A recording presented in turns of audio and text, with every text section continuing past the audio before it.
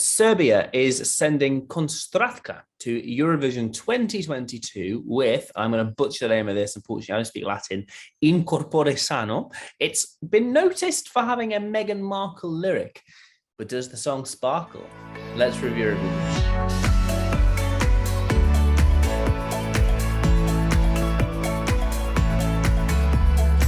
So Konstrakta is going to Turin, which represents Serbia with in corpore sano. It's an interesting subject matter. It's a Latin title. We don't get that much Latin at Eurovision. I think it's the first Latin title since Schaus, Albania 2012. I really can't speak Latin. That did quite well in the final, but will this echo that sort of success? Let's have a little bit of in corpore sano.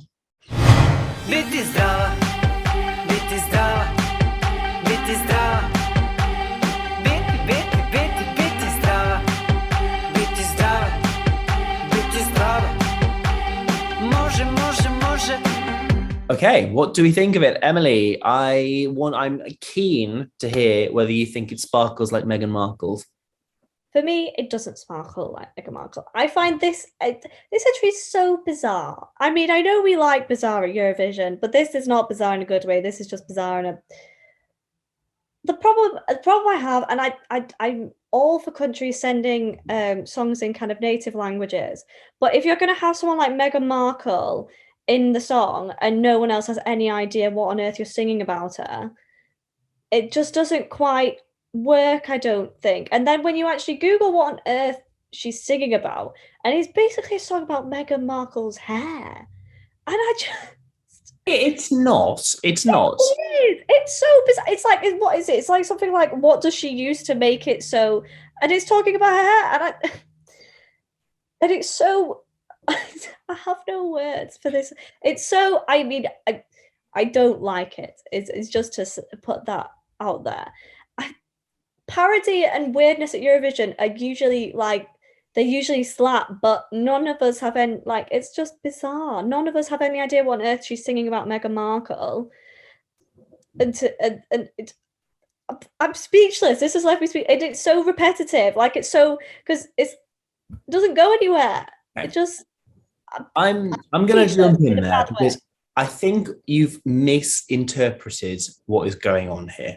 Now, I'm going to begin by saying I do quite like it because it is so out there and so different. And I think the subject matter, once you understand it, it's a really important subject matter. And it's not the type of thing I would have thought about ever doing. So it's maybe a little bit repetitive, but that's what I quite like about it. And it's memorable. What the song is about, I think, is...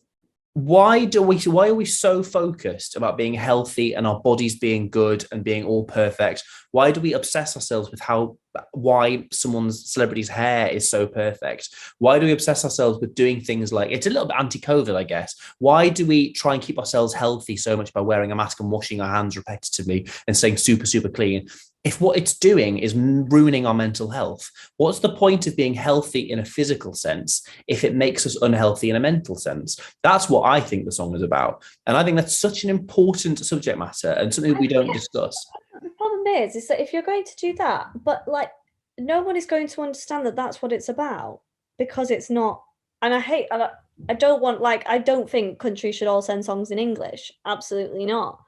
But you can't have a song like that when no one understands what's going on and all they hear is Meghan Markle. Yeah, it might be explained in, when commentators do their introduction. I hope it is, because I think it is sort of philosophically, it's a very, very interesting song. And there's a lot, if you look at the lyrics, I don't speak Serbian, but if you look at the lyrics when they're translated into whatever language you speak, there is so much. It is honestly like poetry, in that there is so much to read into it, and I think it is a risk that Serbia are sending something like this. They don't see it, and I think it pays off. I love it.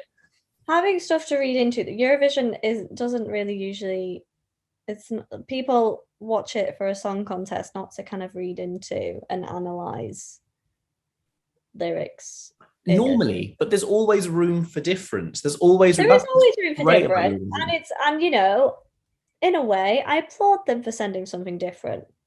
I just don't like it or appreciate it. I mean, fair enough. You can not like it. I do. It's not my favorite thing in the world because it is a little bit repetitive, admittedly. And I think it being in Serbia, again, I'm not like, oh, everyone should send things in English, but maybe if there was a chorus or a verse that was in English, just to help people understand it a little bit, that might make it a bit easier. That might be a little bit of an oversight, but I respect them for sending something entirely in Serbian. I respect them for taking a risk and for sending something that we do not normally see at Eurovision. And it's a song that makes you think. And it's something that I've reflected on quite a few times. What is the point of obsessing ourselves over how we look and how healthy we are if it's just all it's doing is driving us insane? It's sort of the big mental versus physical sort of debate.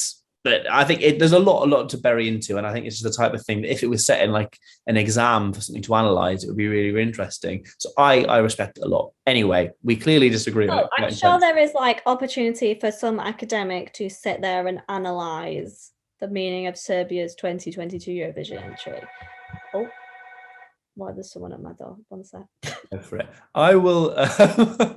We'll put a pin in that. So Serbia is performing third in the second semi-final. They're going immediately after Israel and immediately before Azerbaijan. So it's quite a hectic opening to the show. While Emily is answering her door, I'll give my ranking. It is my personal 21 of the year, so it's just slightly into the lower half of the ranking, but I think it's interesting. It's something different. There's a lot to think about with it, and I think I get why people don't like it, but I also think it's quite underrated and it will do very, very well.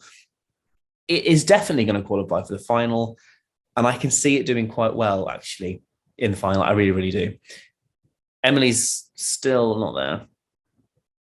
Well, I haven't seen James's ranking then, because obviously James still isn't available for any of these. It is James's number 40 of the year, so I sort of can't wait to imagine what he would have thought of it, but he's not a big fan. So my number 40, it's James's number 40, my 21. Emily is back. What do you think about it? Yes, I'm back. I've got the Amazon parcel. I'm in agreement with James. It's my number 40 as well. Sorry. My education just clearly, I just don't understand the brilliance of this song. Apparently, it's not that at all. It's not that it's not understanding or anything. You're entitled to not just like it, but it's I just don't like it. In terms of whether it qualifies, nah, surely not. It will. It'll get through. The juries will like it because they like that sort of kookiness. And somebody clapping and washing their hands on stage, people are going to vote for it. This is definitely going through. Definitely. It's boring and repetitive as well. Like, it's not even... The actual, like, melody is meh. It's meh. Fair enough, then. She thinks it's meh. So that's what we think. Two of us, not a fan at all. I'm quite on board with it. I think it's pretty decent. But do let us know what you think. Do let us know who you agree with. Stick that down in the comments and like and subscribe, of course. And also follow us on Instagram. We're at Eurovision. So do put a little follow on there if you can. Thank you very much for watching, and we'll see you next time.